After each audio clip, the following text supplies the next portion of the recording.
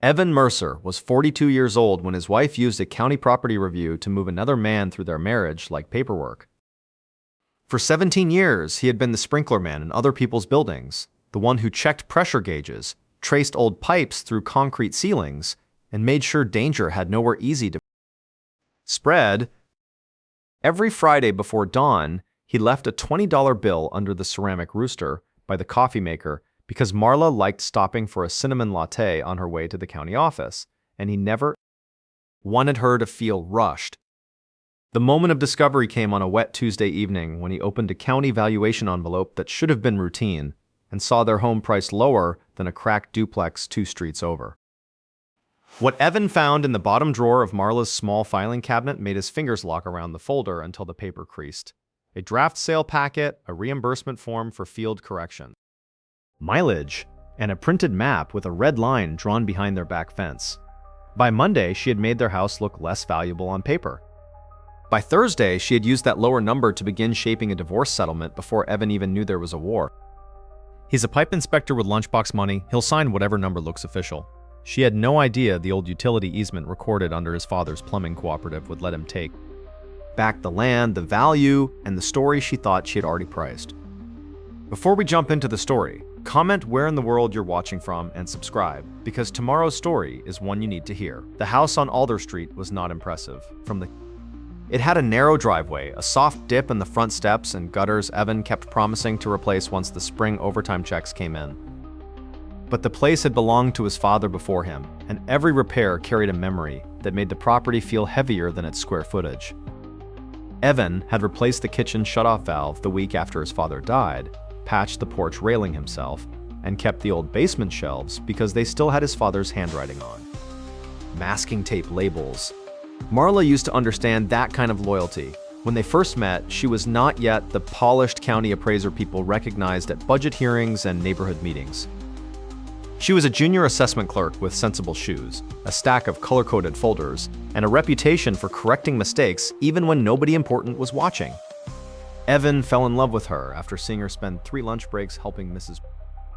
Albright, an elderly widow, fight a tax reassessment that would have forced her to sell the bungalow where she had raised 4 children. Marla did not win because she was loud. She won because she was precise. She brought photographs, comparable sales, handwritten notes, and one clean argument no one at the counter could dismiss. Evan watched her stand there with a calm face and a steady voice, and he thought she was the rare kind of person who could see the value in something old before everyone else tried to flatten it into a number. Their marriage grew around that belief. Evan worked for the city inspecting fire sprinkler systems in apartment buildings, strip malls, assisted living homes, and renovated warehouses that had been converted into expensive offices. His job was not glamorous, but it mattered in ways people usually noticed only after something went wrong. He knew which landlords delayed repairs, which property managers hid corrosion behind fresh paint, and which buildings had been saved from tragedy because a quiet inspection had caught a weak valve in time. Marla's career rose faster. By her late 30s, she had become one of the county's most trusted appraisers, the kind of official homeowners feared and respected at the same time. She could walk through a property and describe its condition without sounding cruel. She could explain a value adjustment to an angry homeowner and make the numbers sound like weather, not judgment. Evan was proud of her for that. Even when her long days began stretching into evenings, she described as field corrections, appeal prep, or reassessment follow-ups. At first, those late hours sounded normal. County work had seasons, and property disputes did not care whether marriages needed dinner together. Marla would come home with a canvas bag full of folders, kiss Evan near the back door, and tell him some subdivision had produced another stack of complaints. He would heat up leftovers, listen while she talked about square footage errors and comparable parcels, and try not to take it personally when her eyes stayed on her laptop more than on him. The distance between them did not arrive dramatically. It arrived in quiet substitutions. She stopped asking him about the old buildings he inspected and began using the phrase, "your city stuff," as if his work were a category of small inconvenience. She started correcting him when he described property values too casually, smiling while she did it, as if patience itself were proof of superiority. Evan noticed, but he also knew marriage had weather. Not every cold week meant a storm. The first detail that did not fit appeared behind the back fence on a Saturday morning in March. Evan was carrying a coil of garden hose toward the shed when he saw a bright orange survey flag staked in the damp strip of grass near the rear property line. It leaned slightly in the mud, marked with black numbers and no company name. Evan stood there longer than he needed to, looking from the flag to the alley and then back toward the house. Because nobody had ordered a survey, nobody had called, and Marla had not mentioned a thing. Evan left the hose in the grass and went back inside with mud on his boots, still picturing the orange flag. Marla was at the kitchen island with her laptop open, wearing the reading glasses she only used when she had county maps pulled up. When he asked about it, she did not look startled. She looked tired in the practiced way. Public employees look tired after explaining obvious things to people who did not know the process. It's probably part of the neighborhood adjustment, she said, closing one browser tab before turning the screen slightly away. They've been correcting alley access lines on older parcels. Evan nodded because the answer sounded like her job. It had enough county language in it to feel dull and harmless. She even stood up, touched his sleeve, and told him not to worry about property flags unless a formal notice came in the mail. That was one of the things she had always done well. Marla could take a sharp edge and wrap it in procedure until it stopped looking sharp. He wanted to believe her, so he did the small things a husband did when he was trying not to become suspicious. He made dinner without bringing it up again. He rinsed her travel mug the next morning and left it beside the coffee maker. He told himself that if Marla wanted to hide something, she would not leave a survey flag standing in the yard where a man like Evan, trained to notice tiny failures before they became disasters, would see it immediately. For the next 2 weeks, the house held its normal rhythm from a distance. Evan left early inspected sprinkler rooms that smelled like rust and old mop water and came home with dust on his cuffs. Marla came home later than usual, but always with a reason that matched the season. A reassessment appeal in Brookhaven, a field correction near the industrial park. A senior homeowner who had challenged a square footage error and needed evening availability because her son worked days. Those explanations were not wild. They were exactly the kind of explanations Evan had heard for years. Marla's work had always involved upset homeowners, disputed measurements, and people convinced the county had stolen value from their lives. When she said she had to drive a route twice because an exterior measurement looked wrong, Evan could picture her doing it. He could picture the clipboard, the county badge, the patient expression that had once made him proud to stand beside her. But small things began to stack in his mind, the way code violations stacked inside an old building. One missing escutcheon plate did not make a sprinkler system unsafe. One painted overhead did not prove neglect, but when enough little problems appeared in the same ceiling, Evan knew the structure was trying to tell him something. Marla started changing clothes before coming home, trading her county blouse for a soft sweater he had never seen her wear to work. Her mileage reimbursements became a joke between them, but the joke always ended before he could ask what route required dinner near the Riverfront Development District. One Thursday night, she came home smelling faintly of cedar and expensive soap. It was not perfume exactly, not the floral one she kept on the dresser, but the clean, sharp scent of a place with new wood, polished counters, and men who spent money to look casual. Evan noticed it when she leaned past him to put her keys in the bowl. He noticed then, hated himself for noticing, because marriage could become cruel when a man started treating scent like evidence. He tried to fix what he could actually reach. On Saturday, he replaced the loose threshold at the back door. On Sunday, he cleaned the basement floor drain and reorganized his father's old shelves. Monday morning, he made Marla coffee and asked whether she wanted him to take a look at her tires before the week got busy. She smiled without lifting her eyes from her phone and said, "You don't have to inspect every little thing, Evan." The sentence landed softly, almost affectionately, but it stayed with him all day. He heard it while standing inside a mechanical room behind a discount furniture store, watching a pressure needle sit just below acceptable range. Every little thing was how fires were stopped before they had a chance to become names on the news. Every little thing was how Evan had built a life no one praised, because it kept working. That night, Marla told him she had a valuation appeal near Northline Crossing and would be late again. Evan almost asked why a county appeal required her to be out past 9, but she kissed the side of his face before he found the words. She told him there was leftover soup in the fridge, then added that he looked worn down and should stop inventing problems to carry. It was gentle enough to sound caring and pointed enough to make him feel childish. For 3 more days, Evan did what patient men often do before they admit they are being managed. He gave her the benefit of the doubt, in specific, deliberate ways. He checked the county website and saw appeals were active that month. He searched their mail for formal notices and found nothing new. He reminded himself that Marla had spent half her career correcting people who assumed government work was simple from the outside. Then the envelope came on Friday. It was thick, cream-colored, and stamped with the county assessor's office seal, addressed to both Evan and Marla as homeowners. Evan opened it at the kitchen counter with a butter knife because his hands were still greasy from fixing the garage door track. Inside was a revised valuation notice for the Alder Street property, and the number printed in the middle of the page was low enough to make him read it 3 times. Their home, the house his father had paid for in union overtime and basement repair jobs, had been marked down by nearly 18%, with a notation for rear access limitations that did not exist.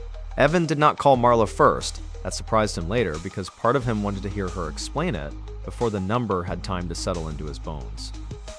Instead, he set the valuation notice flat on the counter, wiped the grease from his fingers, and read every line the way he read inspection reports when a contractor swore the missing valve tag was a clerical issue. The language was ordinary enough to be dangerous: revised parcel condition, access limitation, comparable adjustment, field verification completed. The words looked official, but the house outside the kitchen window had not changed. The alley still ran behind the property.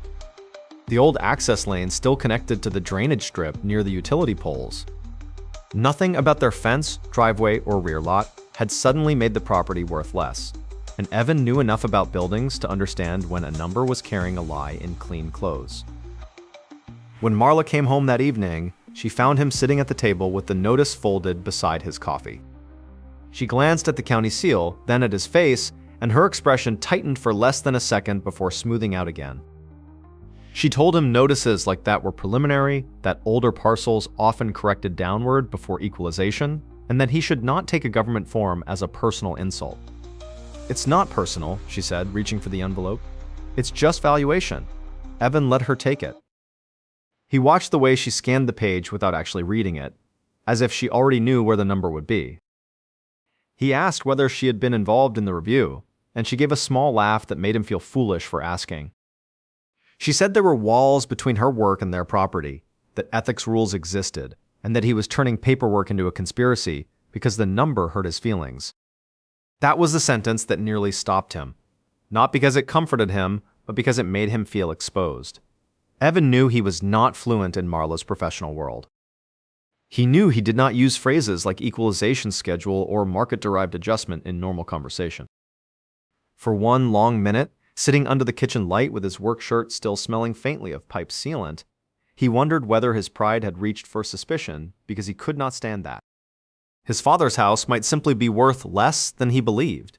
He folded the feeling down and waited until Sunday afternoon. Marla left for what she called a short field correction near Briar Gate, carrying her canvas county bag and wearing earrings she usually saved for public meetings. Evan told her to drive safe. He stood at the front window until her car turned off Alder Street, then went to the hallway cabinet where they kept the mortgage files, tax forms, insurance papers, and old household folders in a plastic bin with a cracked blue lid. Everything he touched belonged to him too. Their mortgage statements were joint, their homeowner insurance was joint. The valuation notice had both names printed on it.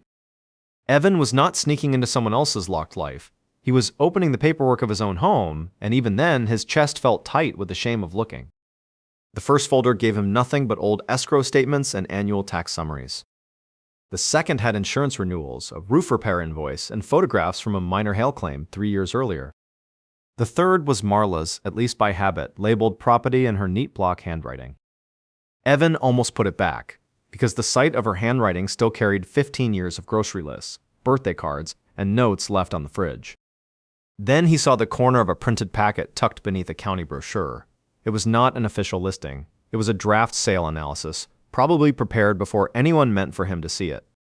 The first page described the Alder Street property in cool language that made his home sound tired and inconvenient. Functional but dated structure, rear access, uncertain. Marketability reduced by boundary ambiguity. The recommended asking range sat almost exactly on top of the revised county valuation, low enough to make a quick sale attractive, and high enough that a trusting spouse might not immediately fight. Evan read the packet twice, then noticed the comparable homes listed on the third page. One was a cracked duplex with water intrusion he had personally cited during a sprinkler inspection. Another was a narrow corner lot with no alley access at all. The third had sold during a short sale after a probate fight. Their house had been compared to weaker properties in weaker circumstances, and the pattern was not accidental. It looked like someone had chosen examples designed to make Alder Street look smaller than it was. Still, the packet did not prove an affair. It did not even prove Marla had prepared it. Evan understood that, and the uncertainty made the discovery worse. A bad number could be challenged. A bad faith number meant someone had already imagined his life without asking him. At the bottom of the folder, he found a reimbursement form printed from Marla's county system. It listed field correction mileage for dates he recognized because they were nights she had come home late. 3 entries circled the same part of town near Northline Crossing, where new mixed-use buildings were going up along the river. Next to one entry in Marla's handwriting was a name Evan had heard once at a barbecue and forgotten until that second: Drayton Vale. Evan sat back slowly. Drayton had been introduced months earlier as a development consultant who helped investors understand municipal constraints. He had expensive shoes, an easy laugh, and the kind of handshake that felt trained instead of offered. Marla had said he was harmless, just another man who talked too much about zoning because he liked hearing himself sound useful. The proof in Evan's hands was still incomplete. It was paper, patterns, and one name showing up where it had no honest reason to be. But the first line had finally connected to the second, and Evan could feel the system behind it beginning to pressurize like a pipe with a hidden blockage. He did not know yet how far it ran. He only knew that the number on the county notice was not a mistake he could afford to ignore. Evan put the draft packet back exactly where he had found it, but he kept photographs of every page on his own phone because the documents belonged to his home, his mortgage, and his future.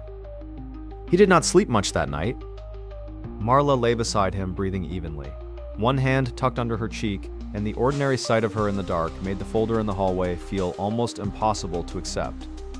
By Monday morning, Evan had decided on one rule.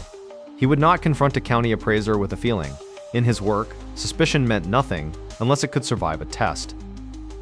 A sprinkler room could smell wrong, look wrong, even sound wrong when water moved through old pipe. But the report only mattered when the gauge, the valve tag, and the code section lined up. He needed the marriage version of that. After work, he drove to the county records office instead of going home. He told himself he was only checking the property description, but his hands stayed cold on the steering wheel even after the truck heater warmed the cab. Inside, he used the public terminal like any homeowner could, pulling parcel maps, recorded documents, and older subdivision plats for Alder Street. Most of it was familiar until he opened a scanned utility access record from 1989 with his father's name attached to it. The document was not a deed in the way most people understood the word. It was an easement agreement tied to a small plumbing cooperative Evan's father had helped form with 3 tradesmen who serviced older properties near the drainage corridor. The cooperative had retained access rights behind several lots, including the strip running behind Evan's fence, because utility repairs had once required equipment passage from the alley. Evan had heard his father mention the back right-of-way years ago, but he had treated it like old tradesman talk, one of those details men kept in coffee cans and file boxes long after anyone cared. Now the language sat on the screen with a weight Marla had never mentioned: perpetual access, transferable interest, maintenance, and ingress rights. Evan printed the document, then printed the attached map, and then printed the index page showing no recorded release. The red line in Marla's draft packet was not a boundary problem. It was a value point, and whoever had marked it as uncertain had either failed to understand it or hoped Evan never would. That was when he called Rachel Kim. Rachel had handled a code dispute case for a small landlord Evan had inspected years earlier, and Evan remembered her because she never wasted words and never talked down to working people. He did not tell her his whole marriage was collapsing. He told her he needed a land use attorney to look at an easement connected to a residential valuation, and she gave him a late afternoon appointment 2 days later. Rachel read silently for almost 10 minutes. Evan watched her move from the county valuation notice to the draft sale packet to the old cooperative agreement, her pen tapping once against the table when she reached the access clause. She asked who prepared the sale analysis. Evan said he did not know yet. She asked whether Marla had any professional connection to the revised valuation. Evan looked at the table for a few seconds before answering that Marla was a county appraiser and that her reimbursement forms put her near the development district tied to Drayton Vale. Rachel did not react dramatically. She only leaned back and said, "Then this stops being a marital argument. This becomes documentation." She told Evan not to accuse Marla at home, not to warn Drayton, and not to remove original papers from shared storage unless they were his own records. She advised him to request copies properly, certify the easement chain, and preserve every envelope, notice, and payment record in the order he found them. Luis Ortega came in through Rachel 2 days later. He was a quiet accountant with silver hair, heavy glasses, and the patient expression of a man who had spent 30 years watching people lie badly with numbers. Evan gave him joint bank statements, mortgage correspondence, insurance documents, and the reimbursement pages he had photographed. Luis did not care about romance, excuses, or hurt. He cared that mileage claims, restaurant charges, and assessment correction, reimbursements clustered around Drayton Vale's development parcels on nights Marla had said she was handling homeowner. Appeals. Evan almost confronted her the night Luis sent the first spreadsheet. Marla was standing at the stove stirring tomato sauce in one of Evan's father's old pots, talking about whether they should finally replace the hallway carpet. She sounded so normal that Evan had to set his water glass down before his grip cracked it against the counter. He wanted to ask how she could plan carpet for a house she was quietly discounting for another man. Instead, he asked whether the county appeal schedule was still heavy. Marla smiled with her back to him and said, "You would hate my calendar. It's nothing but complaints and numbers." Then she added, almost playfully, that some homeowners made the mistake of thinking sentimental value counted as market value. Evan looked past her toward the hallway cabinet and understood that she still believed she was the only professional in the marriage. She thought his restraint was confusion. She thought his quiet was weakness. She did not know Rachel had already requested certified easement records, or that Luis had begun matching her reimbursements to Drayton's projects, or that the county valuation appeal deadline gave. Evan won public room where every page could be placed in order. By the end of that week, Rachel had filed the appeal under Evan's name as co-owner. Marla found out when the notice appeared by certified mail, and for the first time, her calm took visible effort. She read the hearing date twice, then asked him why he would make their private finances embarrassing. Evan did not answer the question she wanted answered. He only said the value was wrong, and he intended to correct it. The county valuation appeal room was built for irritation, not drama. It had beige walls, rows of metal chairs, a long table for the appeal board, and a projector that flickered whenever someone adjusted the cable. By 9 in the morning, every chair was filled with homeowners waiting to argue assessments. 2 county staffers with laptops, Rachel Kim beside Evan with a banker's box of documents, Luis Ortega. 3 rows back with his spreadsheet binder, and Drayton Vale near the side wall in a navy suit that looked too polished for a public hearing. Marla arrived 5 minutes before the session opened. She wore a charcoal blazer and carried her county folder against her ribs like a shield. When she saw Evan at the petitioner's table with Rachel, her eyes moved first to the box, then to the certified map rolled in a tube beside his chair. She did not come over. She took a seat near another appraiser and held her face in the calm professional expression. Evan had watched her use on nervous homeowners for years. The first 15 minutes belonged to procedure. The board chair confirmed the parcel number, the owner's names, and the reason for appeal. Rachel did most of the speaking, keeping her voice plain and almost dry as she explained that Evan was challenging a revised valuation based on an alleged rear access limitation. Evan sat with both hands folded on the table, listening to his own life being discussed in terms of ingress, marketability, comparable properties, and parcel condition. A county analyst presented the revised valuation first. He described the adjustment as a field-verified correction supported by comparable sales and access uncertainty. Marla did not speak, but the analyst glanced once in her direction when he said field-verified. Evan noticed it because he had spent years noticing which contractor looked at which supervisor before answering a safety question. Rachel stood and placed the first exhibit on the projector, the county valuation notice addressed to both Evan and Marla. Then came the draft sale packet, the one that described the Alder Street house as dated and limited. The room stayed quiet in the way public rooms get quiet when paperwork begins sounding less routine than expected. Rachel did not accuse anyone of adultery. She only showed that the same access limitation language appeared in both documents before any independent appeal record existed. Marla's attorney objected that the draft packet was irrelevant to valuation. Rachel answered that it became relevant when its language mirrored the county adjustment and when mileage reimbursements placed the county appraiser near Drayton Vale's North Line Crossing parcels on the same nights marked as field corrections. Louis's spreadsheet appeared next. Not flashy, not emotional, just dates, mileage entries, restaurant charges from the joint account, and parcel locations aligned in columns. Evan heard someone in the gallery whisper, then stop when the board chair looked up. Drayton shifted by the wall.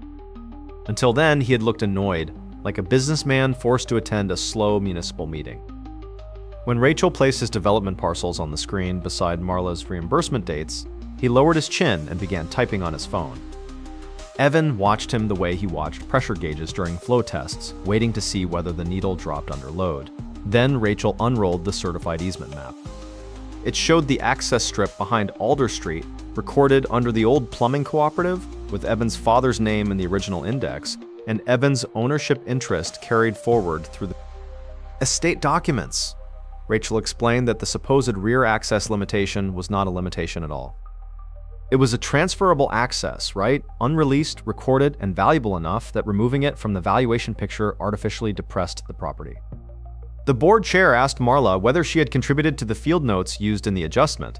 Marla said, "I reviewed a routing correction." That's all. Her voice stayed level, but she looked at Evan for the first time since entering the room. He did not return anger to her. He looked tired, focused, and almost sad, which seemed to unsettle her more than shouting would have. Rachel waited until the chair allowed the final exhibit. It was a printed appraisal note attached to the draft packet metadata and preserved through the shared household folder where Evan had found it. Rachel read only one sentence.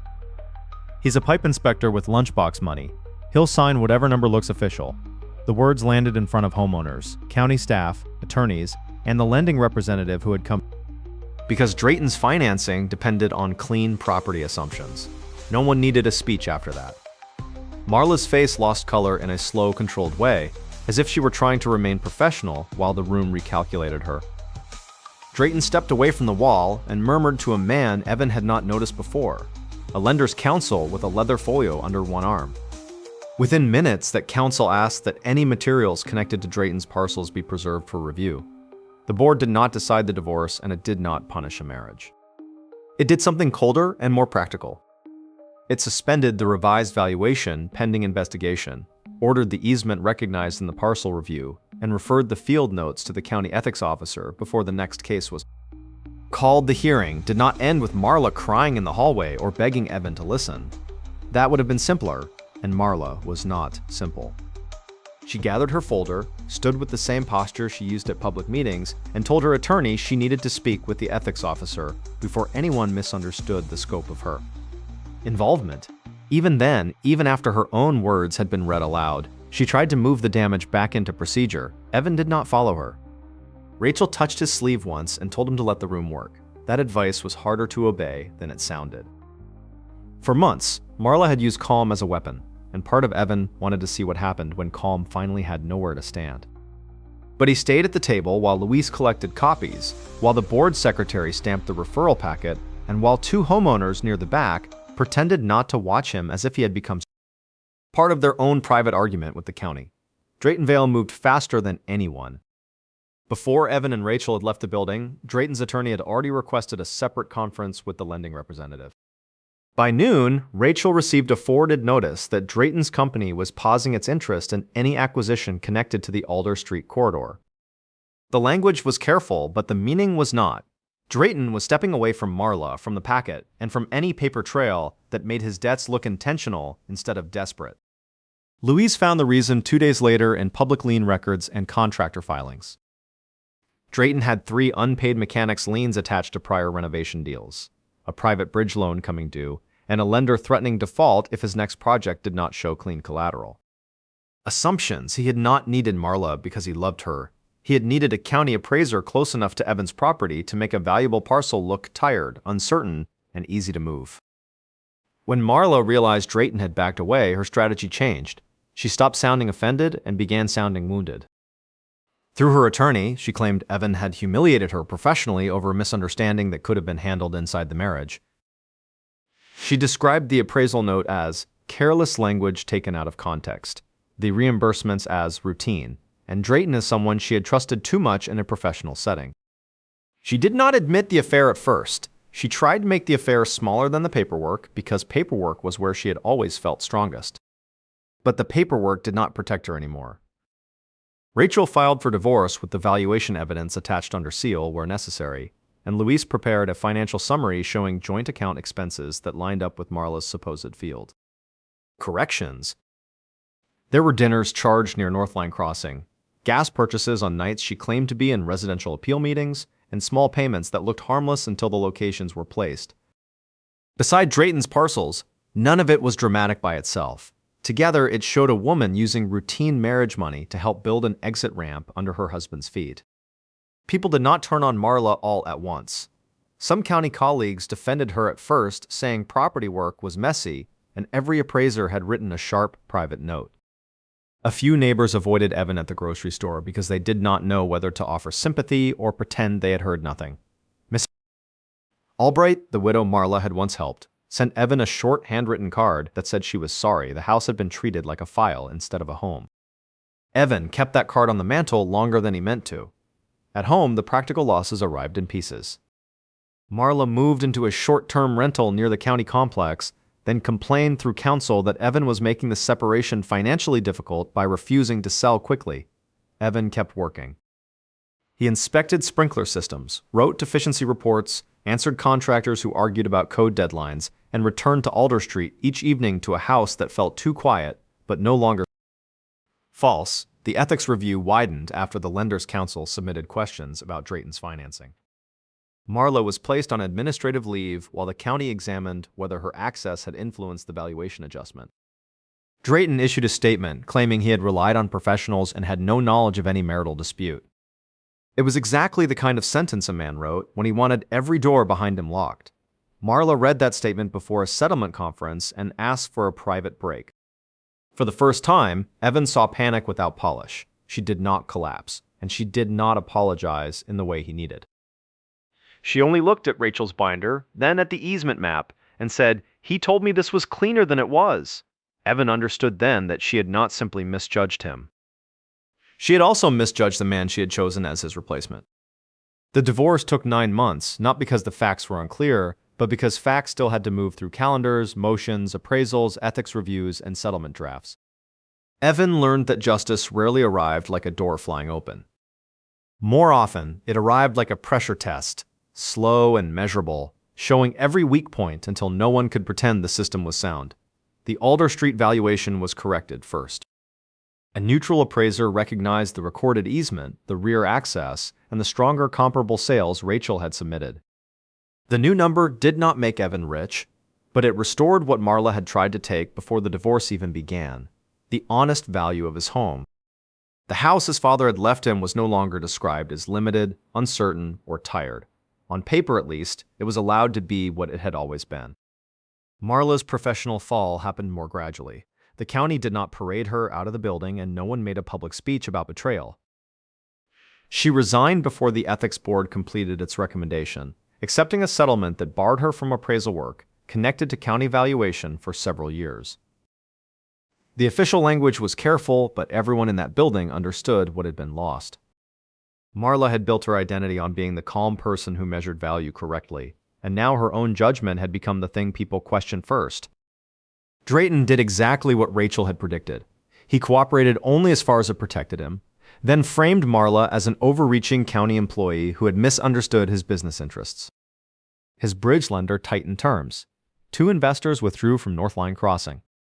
The man Marla had treated like a doorway into a larger life became another locked room. Once liability entered the conversation, Evan did not celebrate that part. He had imagined anger would feel cleaner once the consequences started landing, but most evenings it only left him tired. He kept working because buildings still needed inspection, families still slept under sprinkler lines, and old valves still failed whether a man was heartbroken or not. Work gave his days shape while the rest of his life was being redrawn by attorneys. When the settlement was final, Evan kept the Alder Street house. Marla received a smaller financial share than she expected because the court recognized the attempted undervaluation, the joint funds used around Drayton's projects, and Evan's separate interest in the easement rights tied to his father's cooperative records. She did not leave with nothing, but she left without the story she had prepared. That was the loss she had not priced into her plan. 3 months later, Evan stood in the basement of a 6-unit apartment building on Willow Bend, watching a young mother hold her little boy against her hip while a contractor replaced corroded sprinkler fittings overhead. The owner had delayed repairs for 2 years because the tenants were low income and quiet. Evan had used part of his settlement to create the Mercer Safety Grant, a small fund administered with Rachel's help and Luisa's accounting oversight. Its first checks paid for fire code repairs in older homes and apartment buildings where families had been living one inspection away from danger. The grant did not make headlines. It paid invoices, replaced damaged heads, corrected pressure problems, and helped elderly homeowners fix violations before fines became impossible. Evan liked that. He had spent his life believing safety mattered most when nobody noticed it, and the grant carried that belief farther than his own 2 hands could reach. By autumn, Alder Street sounded different. Not happier in a loud way, and not untouched by what had happened. Different. Evan painted the porch railing, replaced the hallway carpet. Marla had once pretended they would choose together and left the ceramic rooster by the coffee maker, even though there was no longer a $20 bill under it every Friday. One morning, he sat on the back steps with coffee cooling beside him and watched a city crew clear brush along the old access strip his father had protected decades earlier. The life ahead of Evan did not feel like revenge. It felt like a house after a full inspection, with the hidden damage named, the pressure restored, and the exits clear. He had not become louder, richer, or crueler. He had become harder to mismeasure. There are people who mistake quiet work for smallness because they have never understood what holds a life together. Marla looked at Evan and saw a man who checked pipes, carried a lunchbox, and trusted official paper too much. She missed the part that mattered. Evan knew that every system, whether it was a building, a marriage, or a lie, eventually had to hold pressure. If this story stayed with you, hit like, share it with someone who understands how quiet betrayal actually works, and subscribe for more stories like this one. Would Evan have been wrong to confront Marla the night he found the draft sale packet, or was waiting for the public hearing the only way to protect himself? Was Marla's worst betrayal the affair itself, or the way she used her county authority to make Evan's own home look smaller? What would you have done after hearing that line about lunchbox money read aloud in front of the entire room?